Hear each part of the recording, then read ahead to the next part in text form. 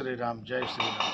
विश्व का प्रत्येक जीव बिना प्रयोजन, बिना उद्देश्य के कोई कार्य नहीं करता, चाहे कोई भी हो। इस संसार का एक भी व्यक्ति बिना प्रयोजन के कोई कार्य नहीं करता। लेकिन ऐसा हमारे रामचरितमानस में विवरण आया है कि तीन भेद ऐसा है, तीन लोग ऐसे हैं जो बिना प्रयोजन के कार्य करते हैं।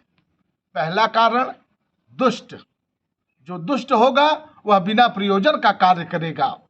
दूसरा संत, संत भी बिना प्रयोजन के कार्य करते रहते हैं। उनका कोई प्रयोजन नहीं होता, लेना देना नहीं होता, लेकिन वो परोपकार बस कार्य करते रहते हैं। उनको कोई आदेशित नहीं करता, उनका कोई उद्देश्य नहीं होता। और तीसरा भेद भगवान, भगवान का भी कोई उद्देश्य नहीं होता, कोई प्रयोजन नहीं होता, लेकिन कार्य उसी स्थिति में आगे बढ़ता रहता है। तो तीन भेद ऐसा आया है, दुष्ट, संत और भगवान बिना प्रयोजन के कार्य करते रहते हैं। रामचरितमानस में ऐसा विवरण आया है कि खल बिन स्वार्थ पर उपकारी, अहि मूषक सुनो उरगारी। जो खल माने दुष्ट, दुष्ट लोग का कोई स्वार्थ नहीं होता, किसी से, किसी के प्रति कोई स्वार्थ नहीं होता है, लेकिन वह उनका नुकसान कर बैठते हैं।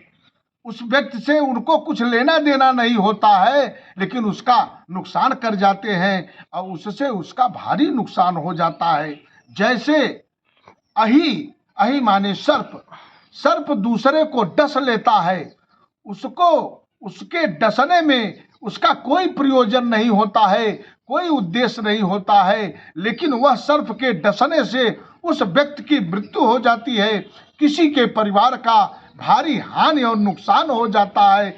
इसीलिए बाबा ने कहा है कि ऐसी विशेषता दुष्टों की है। दुष्ट की संज्ञा सर्प को दी गई है रामचरितमानस में कि ये बिना प्रयोजन के परिवार के किसी गार्जियन का भारी नुकसान कर बैठते हैं, उसको डस लेते हैं सर्प। दूसरा मूषक, दूसरा जो होता है चूहा, बिना प्रयोजन का आपका नुकसान कर देता है। आप नए वस्त्र सिला के घर में लाते हैं, नया कपड़ा ला के रखते हैं, उस चूहे से, उस मूस से कुछ लेना देना नहीं होता है, उस कपड़े से कोई उसका उसके साथ प्रयोजन नहीं है, लेकिन उस नए कपड़े को वह ईव माने चूहा, वह उसको काट लेता है, उसका भारी नुकसान हो जाता है, लेकिन उसका कोई प्रयोजन नहीं होता है। और पर उपकार बचन मन काया, शांत सहज स्वभाव खगराया। दूसरे के उपकार के लिए संत लोग परोपकार करते रहते हैं, कोई उनको आदेशित नहीं करता, कोई उनसे कहता नहीं, लेकिन उनका स्वभाव ही है, उनका संतों का स्वभाव है कि वह चलते रास्ते जो है दूसरे का उपकार करते रहते हैं। इसलिए संतों को इस संज्ञा में रखा गया है। संत को दुष्ट की संज्ञा में नहीं रखा गया है, संत को इस संज्ञा में रखा गया है कि बिना प्रयोजन का ये दूसरे का परोपकार करते रहते हैं। उसी तरह भगवान को भी रखा गया है। बोर्ज तरुआ सम शांत कृपाला, परहिति सहानिति विपति विशाला।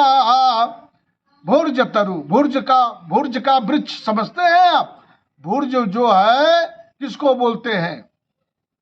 भोजपत्र जो होता है, भोजपत्र का पत्ता जो होता है उसको भुर्ज बोलते हैं। तो भोजपत्र के पेड़ से सारे भोजपत्र के पत्ते को निकालते चलो, लेकिन वह पेड़ कभी भी ग्लानि में नहीं आएगा। क्यों?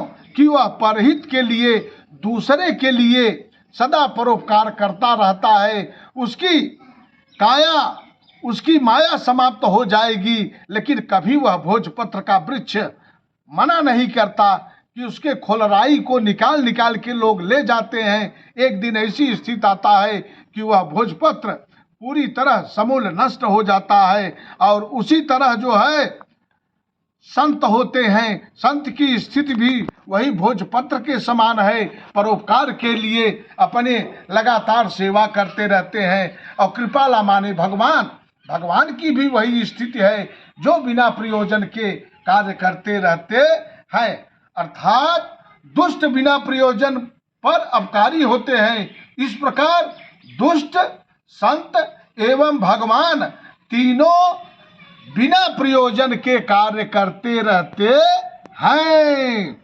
इसलिए लास्ट बार लिखा है, जो काहू की देखई विपत्ति सुखी भय नौ जगनीपति। दूसरे का दुख देखकर दुष्ट लोग खुश हो जाते हैं, उनको खुशी मिलती है और उनको सुख मिलता है। यह उनका गुप्त प्रयोजन है। और एक संत जो है हमेशा परोपकार करता रहता है, इसलिए कि उसको उस प्रयोजन में उसका सुख बसा हुआ है, उसको सुख मिलता रहता है। बोल सियावर रामचंद्र की जय।